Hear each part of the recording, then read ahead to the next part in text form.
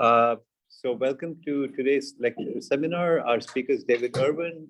David is an associate professor at the University of Massachusetts at Amherst, and he works sort of in the intersection of computer science and energy, and has been doing that for the last several years. Published some really interesting work on solar energy, solar integration, and various other things having to do with renewable energy integration. And I guess today is going to talk about Ecovisor. So David, thanks so much for joining us very early in the morning for you, and it's all yours. Thank you.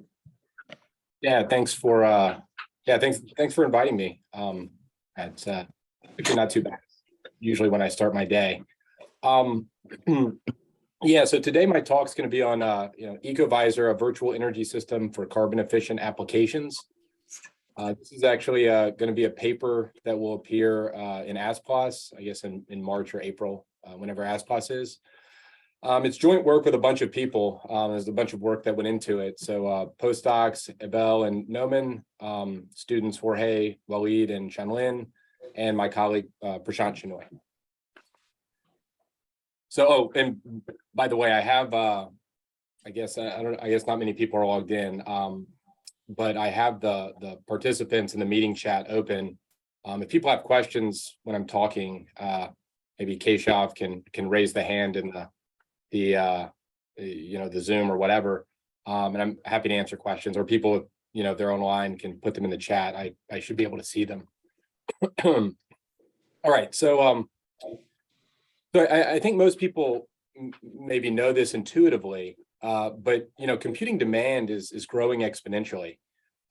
This is it's a little bit of an old graph going through about 2020, but it just shows the growth of hyperscale data centers, essentially doubling, over this time span every 4 to 5 years. And as everyone kind of knows now, the cloud has a lot of benefits, pay-as-you-go pricing, kind of scalability, instant scalability, a low upfront cost with low capital expenses for businesses, and so you're seeing this huge shift of computing more and more into the cloud, and this exponential growth is not just recent. Really, computing capacity has been growing exponentially, probably for 60 years. Actually, recently there are indications that this growth may be increasing, right? Fueled by the increasing demands of AI and ML. So this is kind of a well-known analysis done by OpenAI a couple of years ago, basically showing on the y-axis the computation in petaflops per second days that required to train like state-of-the-art machine learning models kind of over time, right? Starting with perceptron, back in the late 50s, which is kind of the first kind of conception of a neural network. And you can see kind of, this tracking here up to about 2012. This computation was tracking basically in line with Moore's law. And then after about 2012, you kind of see it change, kind of change its slope quite dramatically, right? So at this point, this analysis estimated that the kind of computing demands of state-of-the-art ML models are doubling about every 3.4 months, which is, substantially faster, 6 times faster than kind of Moore's law. And you kind of see this in, these things that are coming out like ChatGPT, and, the similar Google large language model. A lot of the benefits of these they're finding are coming just from sheer scale, just from, more data, more computation to train it. So there's some sense that this increasing demand is accelerating, right? It's already been growing exponentially, now it's accelerating potentially. And so this obviously has energy usage implications, and people have been worried about kind of exponentially growing computing demands and their impact on energy consumption for a long time. And so this is actually this is a little bit old now, but it's kind of the latest kind of comprehensive analysis I could find. There have been a couple of reports to the US Congress on energy usage of data centers and of computing in general. And what they found is that actually, this is kind of right around the recession in 2008, there was this kind of like, steady growth, and then it kind of stopped. And really from, around 2008, and this goes up to like 2016 with some projections as to what might happen in the future, that it was kind of steady for a while. And, it's grown much more slowly than the capacity and the demand. And, obviously the reason for this is that, if demand is growing exponentially one way, then effectively energy efficiency has to be improving exponentially in the other way to counterbalance that and to prevent, the cloud energy usage from growing in proportion to demand. So that's good. So so why did we get this slower than expected energy growth? Well, this has been an active area, energy efficiency. It's been an active area of research for 20 years. So that you've seen many energy efficiency improvements at the hardware, software, and facility level. Many papers at research conferences coming out of industry and academia. That's one reason. And all of these have kind of gone into these hyperscale data centers. And then you've seen a shift from kind of inefficient,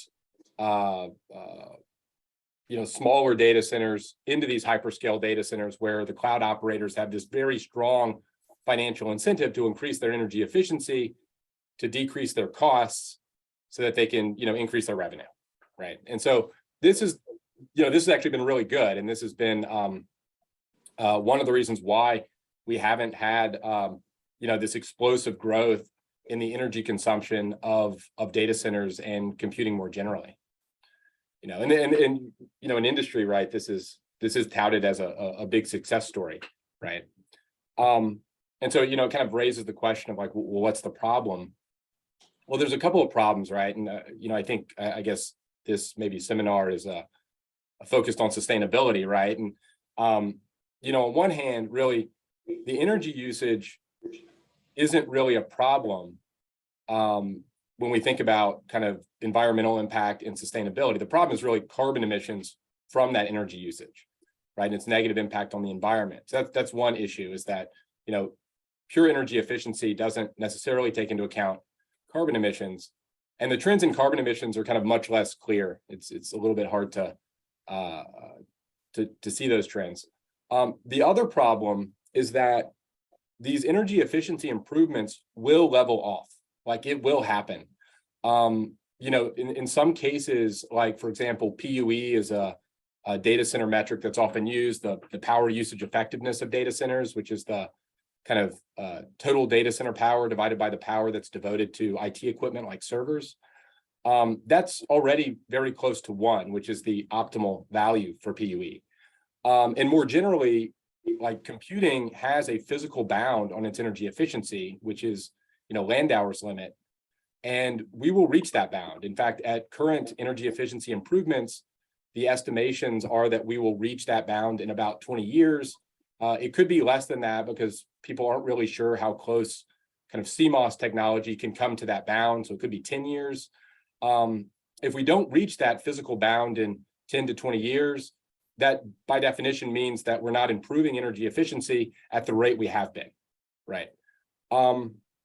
So, we can't rely on energy efficiency improvements to kind of solve the sustainability problem, because we can't do computing for no energy, right? So, eventually we're going to have to reduce our carbon emissions to 0 over some time scale, or potentially negative. And we're going to have to use energy while we're doing that if we want to kind of continue the kind of exponential growth of, cloud capacity, right, or computing capacity.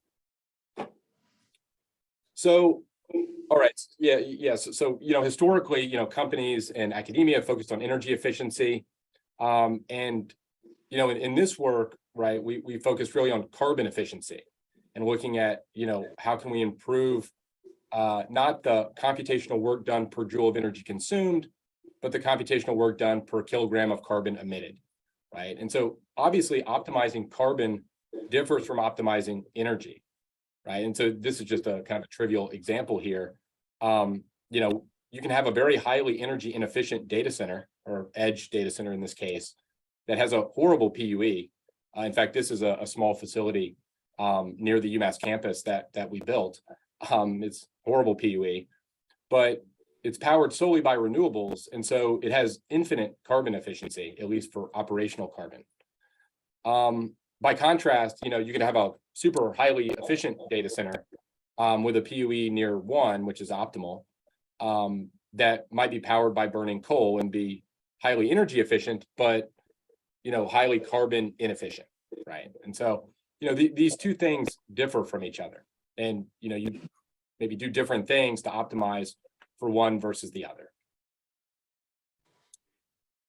And kind of the key point with low carbon energy and the kind of its distinguishing characteristic, at least kind of as we have it today, is that it's not available in unlimited amounts at any single location all the time, right? And this is kind of manifests itself in two ways within our energy system. One is that, you know, renewable power generation varies over time based on the weather, wind, solar, right? So your capacity varies over time.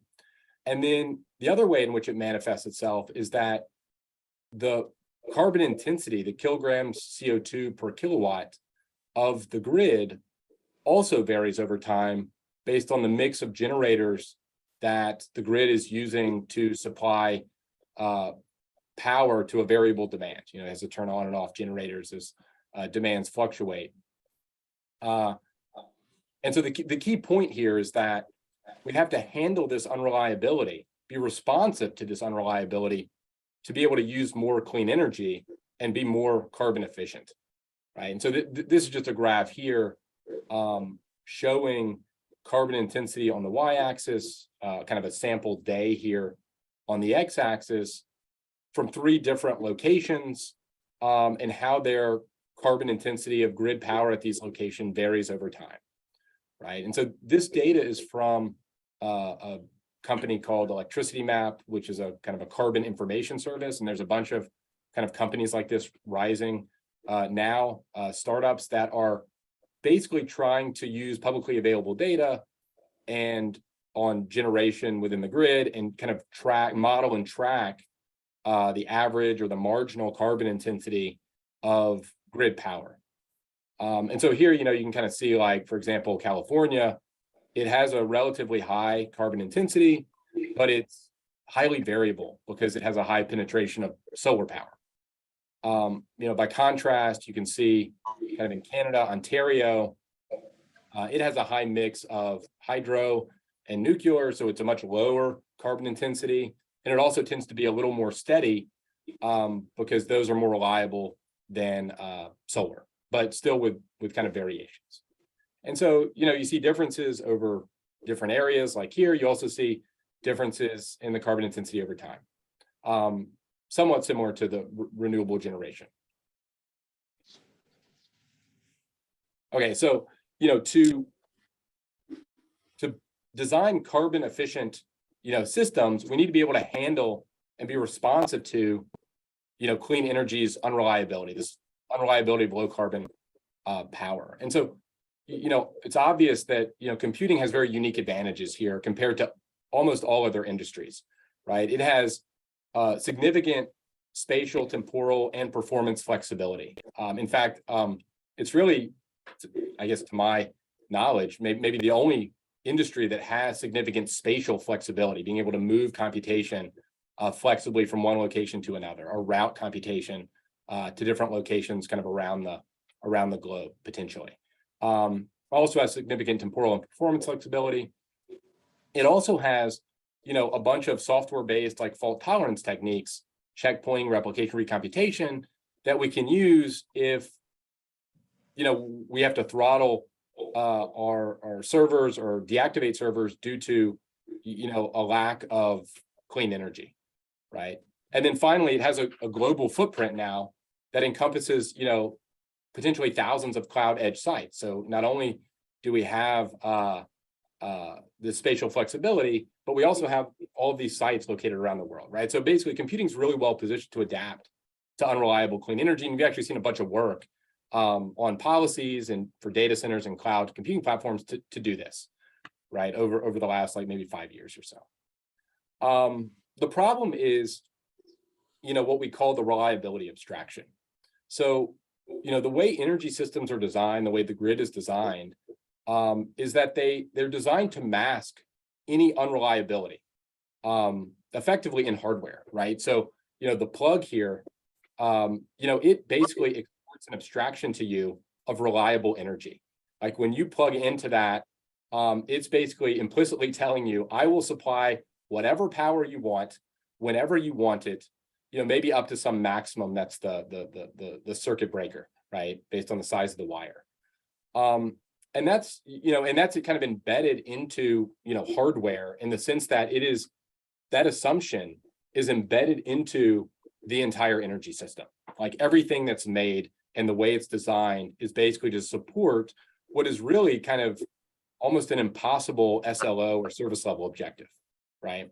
So this abstraction is just baked into our entire society of, this reliable power to any device that connects to it, right? And, this is a great abstraction. It's worked very well for 100 years, but it's very expensive. And it's not necessarily necessary anymore for kind of computing applications that can be responsive and have these different dimensions of flexibility, right? So the point is, because of this abstraction, computing applications, they have no control of or visibility into their energy or carbon usage, so they cannot be responsive to it, which is really the issue. Applications, to be more carbon efficient, need to be responsive to the kind of unreliability of clean energy, but they really can't be because they have no control of or visibility into this. Oops, that's right. So the Ecovisor approach is effectively, a virtualization layer over the energy system itself, right? And so the energy system here not only includes the grid, but potentially includes other energy system resources that are increasingly found in or near data centers. So batteries, data centers often have large banks of batteries.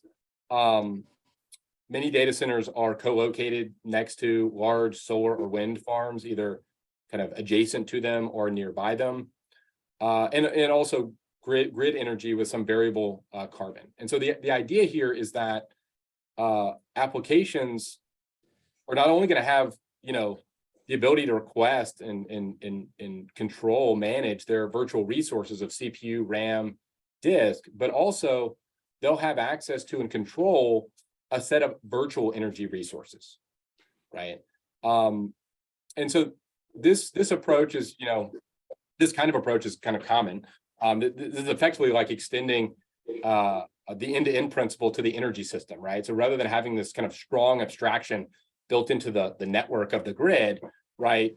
We're going to not support that and then just expose out up to applications the uncertainty, and then give applications kind of software-defined control to handle that uncertainty, right? So we think about this as kind of pushing control from the internals of the energy system, from hardware where it can't be kind of changed and we can't really adapt, into software where we can have potentially different types of policies where we can, different types of applications can adapt to can adapt to different forms of uncertainty in different ways.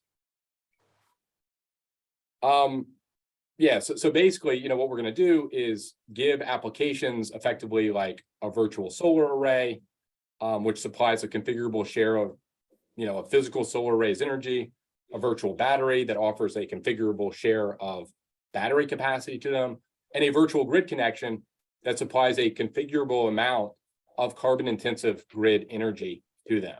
And so they can control these devices within the energy system, these energy sources, and they have visibility into kind of like what they're generating and what they're using. And then, it's kind of interesting, like given this, so now the application, it has kind of control over its computing resources, right? Request more resources, request less, whatever, just like you would like on a cloud platform maybe. But it also has control over the energy resources that power those computing resources, and right. So it's the application's job now to effectively kind of balance energy supply and demand, right? So computing resources we kind of think about as being allocated independently of the energy resources, and the application now is to control their virtual energy system to power those virtual computing resources that they have, right? So it's their job now. It's not the energy system's job to just always supply them reliable power no matter what. David, can I ask a question here? Sure, yeah. So, I mean, when you say the application, the sort of presupposes the existence of a monolithic application that is able to control these things. But typically what people do today is they just say import NumPy, then they go to a NumPy operation, right? So you don't actually have the application, you have libraries which are very powerful, which are in fact the way we interact with these AI systems in the first place. So what do you mean by the application? Yeah, so application, well, right, yeah, I mean, it could be like machine learning. Actually, let me just cover the next slide first, and then maybe it'll answer your question. So, yes, so the common criticism with this approach, and maybe that's kind of what Keshav is getting at, is that, you know, this approach like of exposing more functionality up to applications is like not great because it burdens applications with managing carbon. You know, developers don't, I mean, they have enough problems as it is. They don't want to be like also managing a virtual energy system on top of, you know, whatever they're doing with their machine learning applications. And, you know, again, also with that is that you should bury these optimizations kind of at the system level, and so that they're transparent to any higher level application. So applications basically don't have to handle this, right?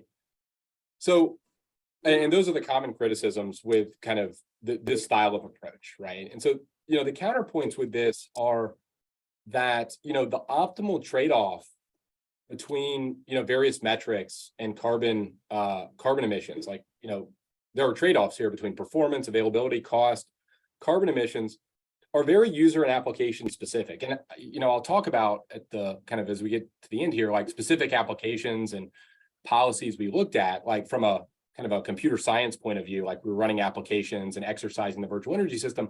But even at like a high level, companies have widely different like kind of strategies and goals for how much they want to sacrifice cost, performance, or availability relative to like reducing their carbon emissions. I mean, because these things aren't free. And, you know, some sort of transparent system level policy, one size fits all policy, just is not going to be able to satisfy kind of diverse user and application requirements, especially since cloud platforms generally don't know these requirements. And so the system doesn't know the requirements. They don't know the different strategies and goals like companies have. And so, and then I think Keshav was maybe getting to this. Even if you export this up to, quote, the application layer, right, and it's not in the system level, applications don't have to necessarily interact with it directly, right? All the complexity can still be hidden in software libraries, right? And so really what kind of exporting this stuff up does is it enables experimentation with different types of libraries and different carbon management policies. And yeah, I think like, you know, in reality, what would happen is, you know, most applications would use a library. And it's actually very analogous here to kind of cloud auto scaling, right? So auto scalers in the cloud, you know, kind of export up, you know, the ability to respond to automatically to variations in demand. And those are application specific, and there are different auto scaling policies that different applications might use, right? And so that's kind of like, this is kind of like a, kind of a, well, what one could think about having kind of using something like this and building kind of carbon scalar kind of, you know, policies like that. Was that your question, Keshav? Yes, that's good. That makes sense. Yeah, thank you. Yeah, so the design of this, you know, we basically just extended a container orchestration platform, kind of like Kubernetes or Mesos. We actually used LXD for various reasons. It's kind of a simple container management platform that's built atop LXC. These are kind of the de facto operating systems for large data centers now. They already provide resource management APIs for managing virtual clusters of containers. We just extended these APIs to also provide a virtual energy system that supplies power to those virtual clusters. And then the assumption here is like, we're kind of policy agnostic. So there is some exogenous policy that will determine the share of like grid power, solar, or battery capacity an application might get. It might be for money, right? Like, you might pay a certain amount for a certain amount of capacity or a certain solar share, or you might, have some billing for your grid power. So just to give you an idea of the API, this is the base API we have, right? So basically, it's just kind of it's quite simple. It's kind of narrow by design. Kind of the narrowest kind of API we can use, or that provides kind of full functionality. So kind of the control methods here, like what can we actually control? Well, we give the ability to set container power caps, right? To ensure that your containers don't, exceed, some max power, so that you're beneath the power that you're want to use. Set a battery charging rate if we want to charge our battery. Set a battery's max discharge rate. Can't control solar, so like we don't have any methods for that.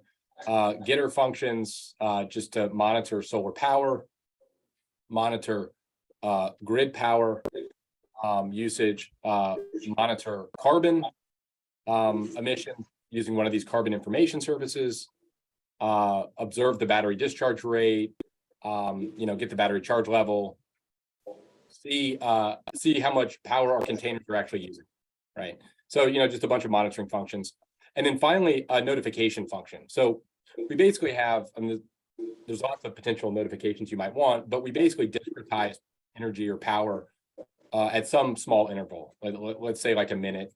And so we have basically an upcall notification every discretized interval.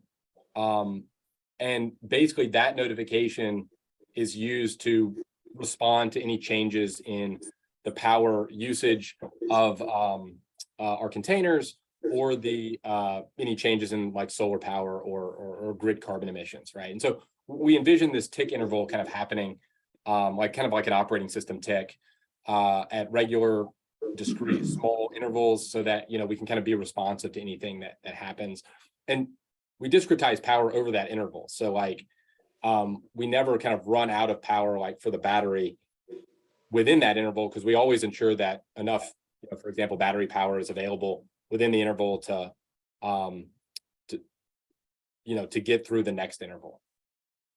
Now, this kind of the base API, in kind of designing applications, we built a bunch of functions atop this API that we found useful, right? So like, a couple of set carbon rate for a container. So basically what that does is it automatically will adjust the power usage in response to variable carbon emissions, so that the rate of carbon over time that you're using is the same, right? Similarly with like set budget, it basically sets a budget over a larger period of time. Functions to track like total energy and total carbon over time periods, functions for tracking cluster level, mini containers, power, and setting, potentially limits on that. We made the API instance level or container level because, these kind of functions could be implemented with that interface. Cloud platforms tend to be instance level. And then some other like notification functions. So rather than like having that tick function happen every time, you can use that tick function to then, implement other up calls, like notifying when solar changes or carbon changes or something happens with the battery, right? And so, these can make it easier to implement some of the applications we looked at.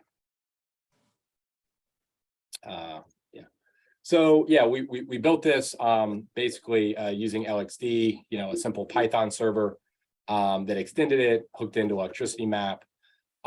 We built a small scale prototype. So this is the prototype. So over here, I think you can see my cursor. David, ask a question, please. It's about the carbon limit, for example. What happens when the limit is reached? For the set carbon rate, well, in that one, I'll do some examples, right? And so, but you either have to use vertical scaling of setting your container power caps, right? So for that function, it was basically automatically changing the container power caps to ensure that your carbon is set at some max or hitting some limit, right? And then if it goes if the container power caps have to get too low, it might shrink the number of containers in the application. Oh, I see. So if you hit the power cap, then you're going to change the number of containers, and then that will reduce your overall. Okay, so yeah, you can either do horizontal or vertical scaling here to and which one you might want to do is actually application specific. Yeah. But I'll go through some examples. Right, So over here on the right side is basically they sell these cubes of Raspberry Pis. So it's basically like a cube of 64 Raspberry Pis where we've attached a bunch of power monitors to it. And then so it actually comes with Kubernetes installed on it or whatever. It's kind of interesting. It's like a cluster in a box. And then we have a battery. We have this solar array simulator, which actually is really cool. It basically replays solar traces with the exact electrical characteristics of a solar panel. It's actually much more expensive than a solar panel. And then we hook that to solar charge controller in the battery. And then we also have a grid charge controller and a programmable AC supply. So basically we have kind of control over all of these things. For doing experimentation. So in terms of the evaluation, basically what we did, it's kind of an empirical evaluation of case studies where we're just trying to explore the policy space for different types of application specific carbon optimizations. And in some cases we took, there's been a lot of papers, maybe not a lot, but some papers on kind of carbon optimizations. And in some cases we took those, right, and re-implemented them. In some cases, we implemented new things. But the point was that there are these, maybe some papers on this, but what this allows you to do is actually run these applications with these different policies concurrently kind of on the same infrastructure, right? So, we could take 2 or 3 different papers doing either renewable policies for optimizing the use of renewables or optimizing the use of carbon or whatever that are different and implement them on the same infrastructure. And so I'll just go through some of these case studies and maybe it'll give you some idea here. So the first case study we looked at was looking at optimizing carbon efficiency for batch jobs. This is machine learning training jobs. I think this was image recognition. And what we wanted to look at was okay, what would a smart kind of system policy look like for doing this? Something that we could put into the system that would be transparent to the application. And for this one, what we looked at was this recent paper from Middleware 21 called Wait a While. And basically what Wait a While optimization is it pauses applications when carbon emissions exceed some threshold, right? So it pauses them. And then when grid carbon emissions go below some threshold, it restarts them, right? And in that way, it basically optimizes, reduces carbon, right? Although potentially extends the application's running time. And then we were thinking okay, what is an application specific policy for this? Well, the one we came up with was what we call, it's kind of a variant of Wait a While, but it's called Wait and Scale, right? So Wait and Scale basically, instead of pausing an application, it basically adjusts the scale level of the application when carbon emissions exceed some threshold, right? So in this case, we actually looked at very simple policy of 2x, and 3x. So like when carbon emissions are low, we'll scale up times 2, right? And if carbon emissions are high, we'll, below some threshold, we'll scale down, right? And the thinking there was, well, that's application specific because different applications have different scaling policies that the system doesn't know, right? And so we had some, I don't have them all here. There's a couple of different examples in the paper of different applications with different scaling policies. But yeah, so the results here, right? So on the left y-axis is CO2 emissions. On the right y-axis is the runtime of the application. So you can see here the CO2 agnostic one, it finishes very fast and it has relatively high carbon emissions. And then we ran multiple iterations of this over different days, which are the error bars here. The system policy, which is wait a while's policy, this pausing policy, it reduces the emissions, but substantially increases the running time, right? So it's quite a large factor there. And then we can look at weight and scale, and they improve carbon efficiency because in both of these cases, they slightly increase the carbon emissions. This one here is, I don't know what that is, 10% maybe less, but substantially reduce the running time. So the application finishes much faster. So the kilograms of carbon emitted per, the work done per kilograms of carbon emitted is much less. And then here, weight and scale for 3x didn't show like too much more improvement. And the other thing with wait a while, when you pause, like the running time is highly variable because like if carbon emissions are high for a long time, with wait a while, you just kind of sit there and you don't do anything. And so, you get this highly variable runtime as a result of that. So, the key point here was that application specific scaling, where we adjust the scale factor potentially based on the application, can better optimize carbon efficiency. And there's actually kind of a large space of, applications and how well they scale in terms of, how much they would want to scale and what their thresholds would be for doing that. David, if I can interpret this graph slightly differently, error bars overlap, right? So all you can say is that with your scheme, your carbon emissions are about statistically no different, but your weight time is definitely worse. I think your policies are all worse than CO2 agnostic because you can't say anything about the CO2 emissions. The error bars are overlapping, completely overlapping, right? Well, the only significant result here is that your waiting time is more, running time is more. Everything is at least statistically significant. Wait, so wait, I mean, you're right that the error bars are overlapping. Right. If we remember the basic statistics, when error bars overlap, we do not have statistical significance. That's the basis of error bars. That's the meaning of error bars, right? Unless I got something completely wrong. Right. Yeah, I mean, I think, yeah, so let's just say on average, this on average.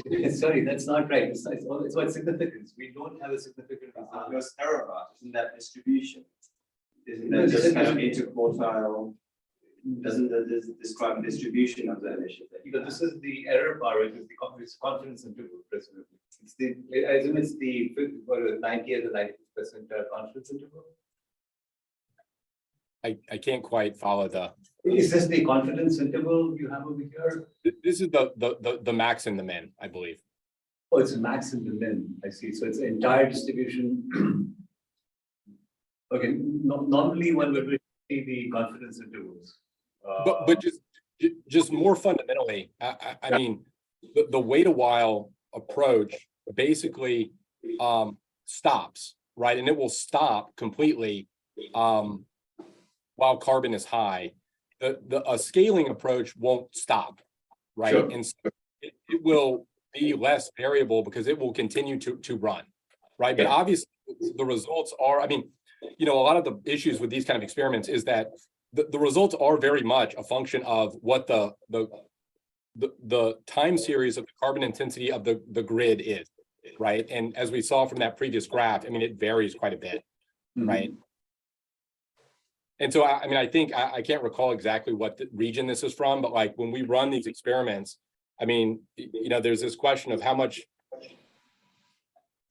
diversity do we have, right? We do it over many days within a region. We do it over, you know, there's kind of hundreds of regions across the globe, right? And so yeah, I mean, like the exact quantitative results are, you know, they're going to vary depending on, you know, the characteristics of these time series, which are highly variable. But kind of just fundamentally, the system policy where you stop is going to be subject to waiting long periods of time. Yes. Potential. I mean, it doesn't have to be if the time series doesn't reflect that, but it is subject to that if the time series does reflect that. Okay, so yeah, so that was kind of the scaling kind of versus kind of pausing. The next kind of like thing we looked at was, you know, the ability to do carbon budgeting,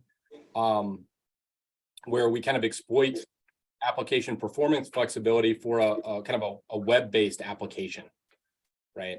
And so here we kind of took the same tactic. We looked at kind of what would a system policy do versus what might a application specific policy kind of look like, right? So our system policy here was carbon rate limiting.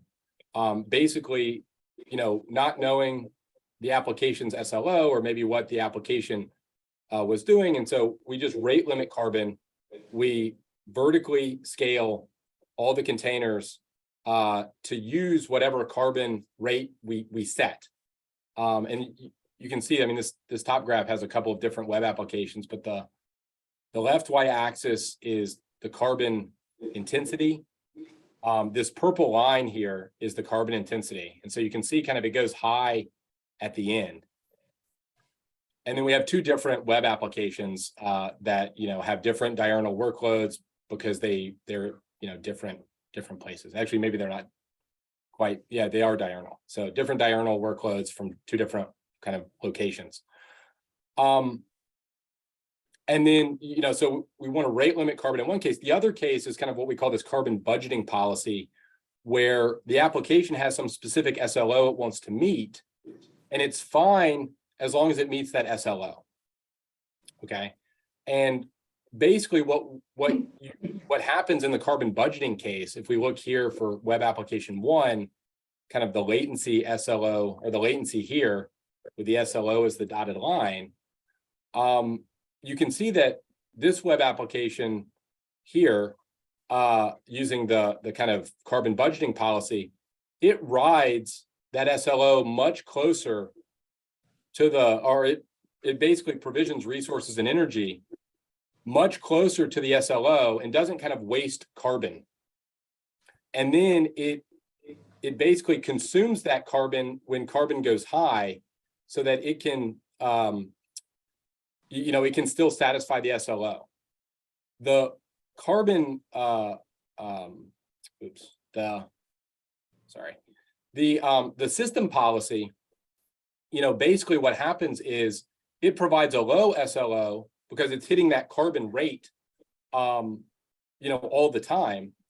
And then, you know, at the end, when carbon goes high, it has no choice because it has to maintain a carbon rate to meet its budget to basically reduce resources, reduce energy, which causes the SLO to spike, basically. And so effectively, this kind of carbon budgeting can act a lot like a battery, right? Where you can kind of store, you know, not emit carbon at, you know, some points in time and ride closer to some sort of like minimum performance level so that later on, if carbon goes high, then you can, you know, effectively consume that carbon by, you know, increasing your energy usage, right? And so, you know, the key point here is that, you know, kind of application specific carbon budgeting kind of provides this useful flexibility for these kind of interactive applications and it might be different for different applications, have different workloads,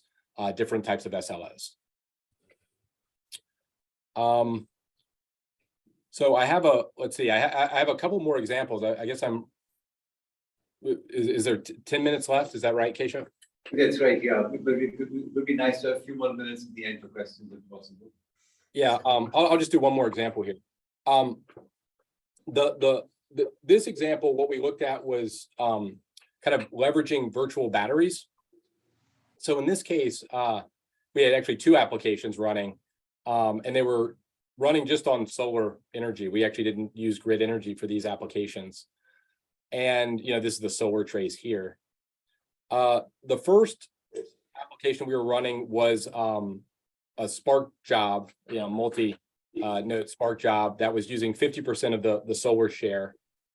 And in this case, our system policy was basically provision resources reliably so that, we can provision them such that we don't have to kind of unexpectedly kill any resources over time, right? And our application-specific policy was kind of dynamic and opportunistic, right? So what it did was basically it would just consume whatever solar power it could,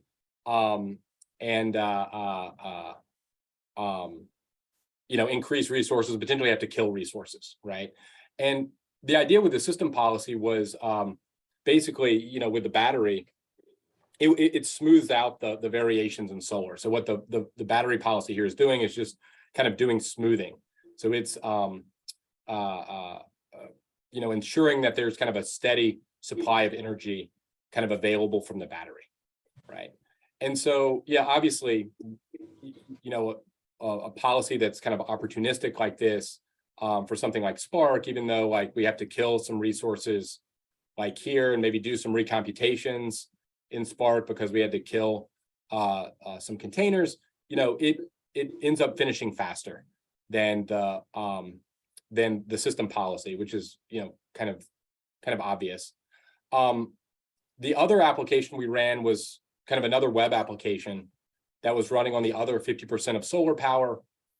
It's kind of same deal, right? It had a battery smoothing policy where it would kind of have a system policy that provisions like a static number of workers here over time versus like, again, an application specific kind of dynamic and opportunistic policy that would vary the number of workers based on the workload to maintain a certain level of SLO, right? And so obviously, again, having something that's kind of dynamic and opportunistic is obviously going to do better at satisfying some SLO with a variable workload than something that's static and always available, all right? Or something that's just kind of trying to smooth out the solar and provide kind of reliable resources. So the main point of this one wasn't necessarily that these kind of dynamic opportunistic policies would do better than kind of static system policies.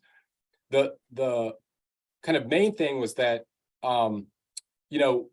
different applications are going to use their virtual batteries in different ways, right? So for both of those kind of dynamic and opportunistic policies, these are the kind of traces here of the state of charge of the virtual battery and the power consumed by the virtual battery.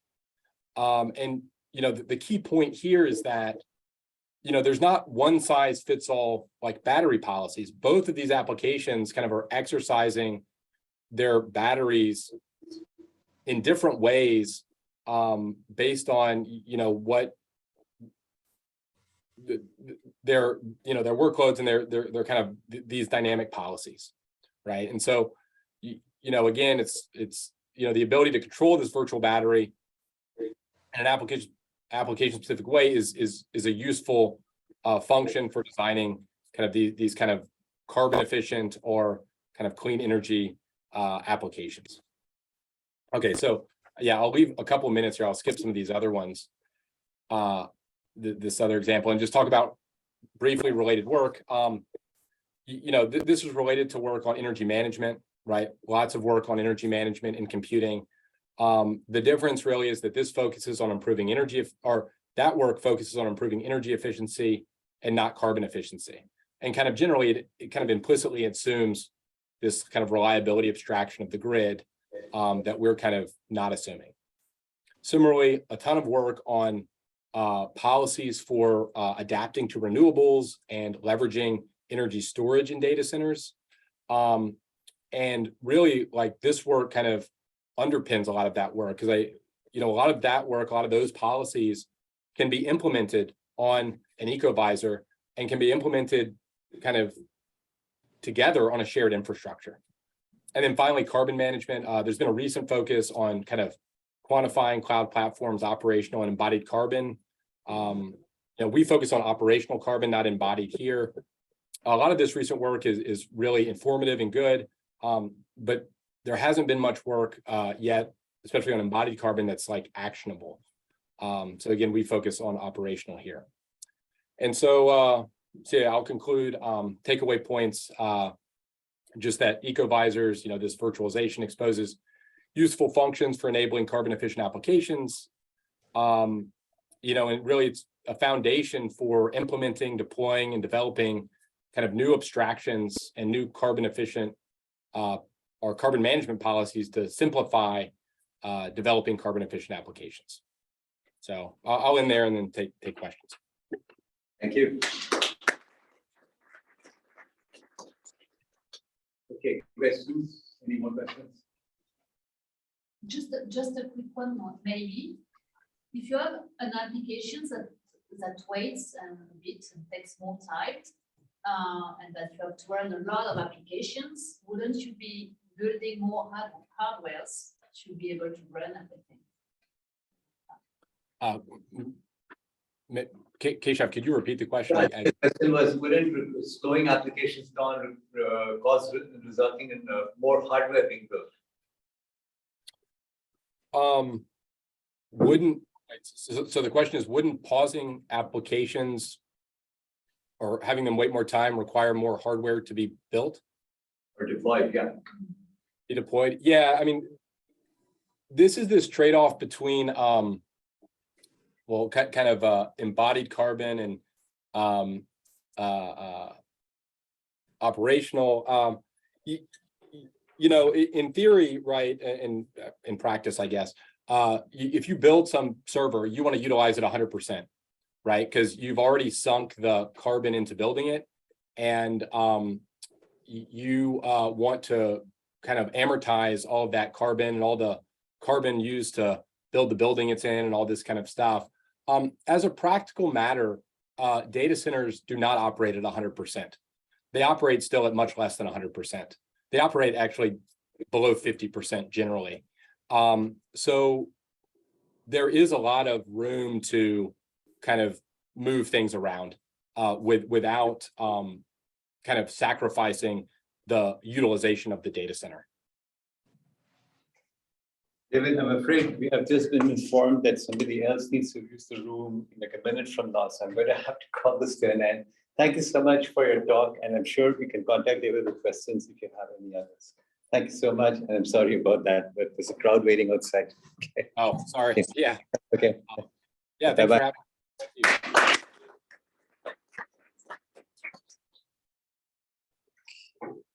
So, yeah, there is a crowd.